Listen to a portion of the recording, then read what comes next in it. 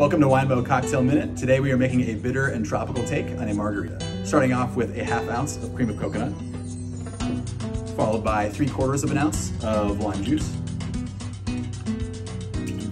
and then a ½ ounce of the Brovo Aperitivo, and 2 ounces of Cimarron tequila blanco.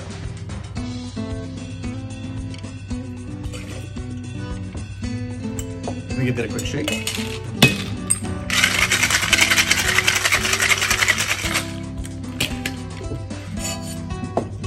Quick splash of soda. And strain into a rocks glass with a salted rim. Cheers.